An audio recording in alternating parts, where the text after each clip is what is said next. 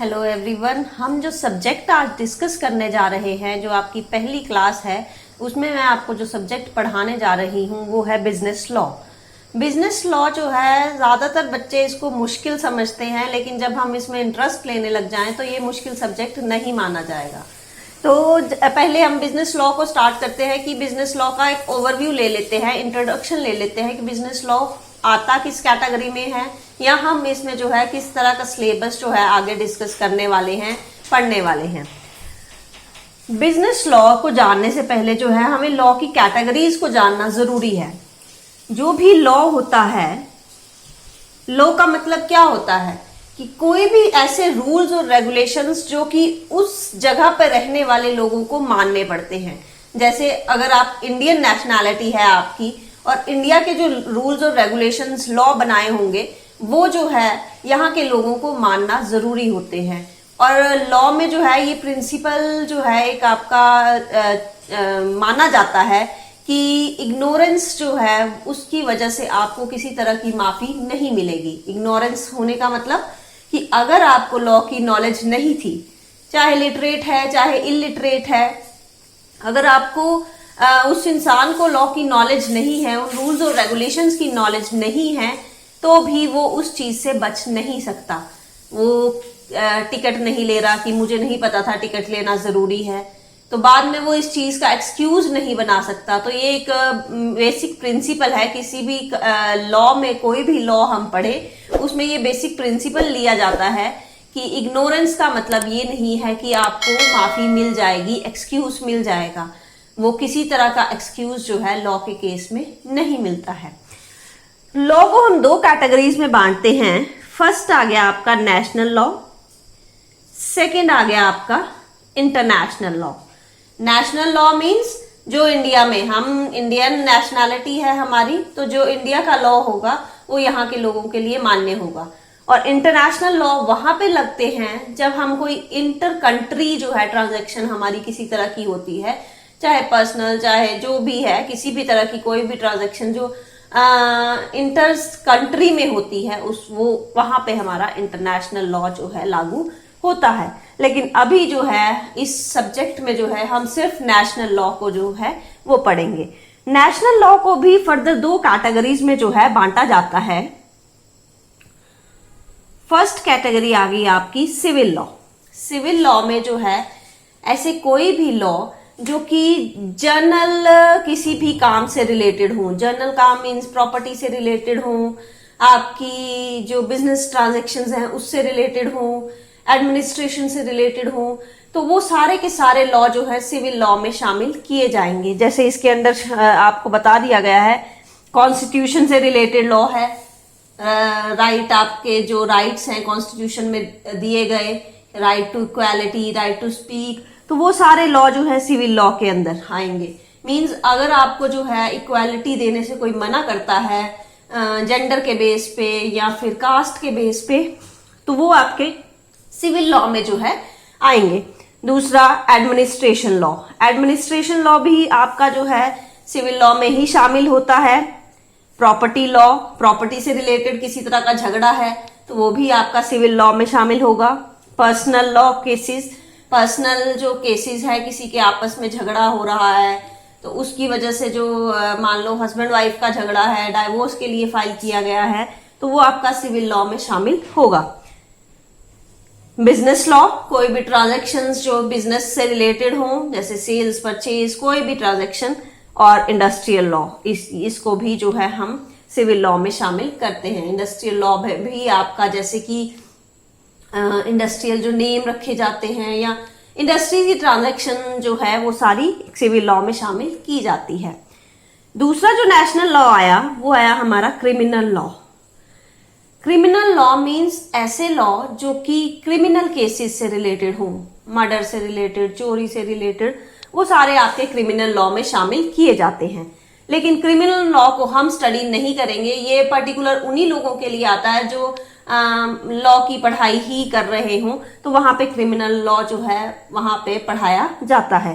तो हम जो इस सब्जेक्ट में पढ़ने वाले हैं वो सिर्फ सिविल लॉ के अंडर इन दो लॉज को जो है बिजनेस लॉ और इंडस्ट्रियल लॉ, इन दो लॉज को जो है हम पढ़ेंगे कि बिजनेस लॉ या इंडस्ट्रियल लॉ जो है उसमें किस तरह के रूल्स और रेगुलेशंस जो है फॉलो किए जाते हैं।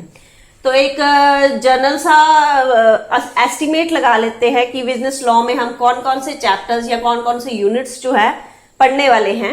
इसमें आपका फर्स्ट यूनिट जो आएगा वो आएगा इंडियन कॉन्ट्रैक्ट एक्ट का, कि जो कॉन्ट्रैक्ट किया जाता है, कॉन्ट्रैक्ट तो होता ही है। अब जब भी आप, चाहे वो दिख रहा हो चाहे नहीं दिख रहा हो, बस स्टॉप पे आप बस रुकती है, आप चढ़ते हो उस बस पे, तो वो भी एक तरह से बस वाले के बीच में और आपके बीच में कॉन्ट्रैक्ट है।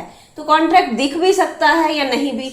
आप किसी शॉप पे जाके कोई सामान खरीद रहे हो तो वो सारी चीजें आपकी कॉन्ट्रैक्ट में ही शामिल की जाती हैं। तो पहला यूनिट जो हम बिजनेस लॉ में करेंगे वो आपका इंडियन कॉन्ट्रैक्ट एक्ट है। इसके अंदर फर्दर चैप्टर्स हैं, वो आप अपनी बुक में जो है देख सकते हैं। सेकंड जो करेंगे यूनिट, उसमें आपके 3 कैटेगरीज जो है, 3 तरह के लॉज जो हैं ये शामिल किए जाएंगे। Contract of indemnity and guarantee, contract of bailment and pledge, contract of agency. इनको हम स्पेसिफिक लॉज भी बोल सकते हैं। स्पेसिफिक लॉज जो है कि किसी स्पेशल पर्पस के पर्पस से जो है हम उनको वो लॉ क्रिएट किए गए हैं। जैसे contract of indemnity and guarantee का कॉन्ट्रैक्ट आपका इंश्योरेंस कॉन्ट्रैक्ट में शामिल किया जाता है। इंश्योरेंस कॉन्ट्रैक्ट को हम कॉन्ट्रैक्ट ऑफ इंडेमिनिटी या गारंटी बोल सकते हैं, जिसमें जो है गारंटी दी जाती है या लॉस की भरपाई करने की जो है उसमें प्रॉमिस किया जाता है कि अगर आप अपनी बाइक का, कार का इंश्योरेंस करवा रहे हो और एक्सीडेंट की वजह से उसको कोई खराबी आ जाती है तो वो लॉस को हम रिकवर जो है करेंगे। तो इस तरह के कॉन्ट्रैक्ट आपके contract of indemnity and guarantee में शामिल किए जाएंगे। सेकंड आ गया आपका contract of bailment and pledge.